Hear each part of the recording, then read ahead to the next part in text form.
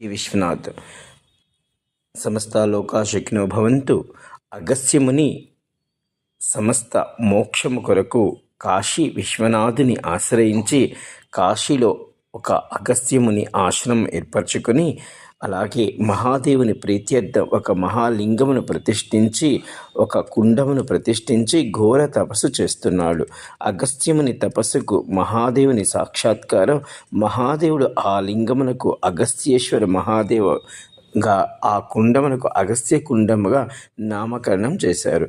దేవతలు అగస్త్య ఆశ్రమం వద్దకు వచ్చినప్పుడు కోటి సూర్యకాంతులతో గొప్ప తపశక్తితో సమాధి స్థితిలో ఉన్న అగస్త్యముని చూసి ఒక్క సూర్యుని వల్లే అంధకారము వ్యవస్థను పొంది కొంత చింతతో వచ్చిన దేవతలు ఈ అగస్త్యముని తేజస్సును చూసి అమితానందమునకు లోనయ్యారు. అగస్త్యముని ఆశ్రమంలో క్రూర మృగముల అన్నీ తమ స్వాభావిక వైరమును విడిచిపెట్టి స్నేహభావముతో మొలుతున్నాయి.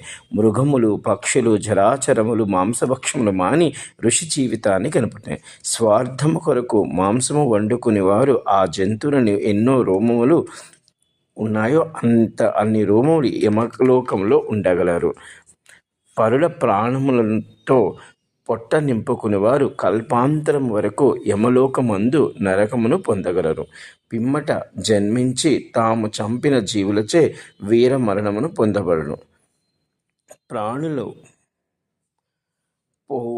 పోచినచో మాంసభక్షణము చేయరాదు, మద్యము మాంసము సేవించరాదు.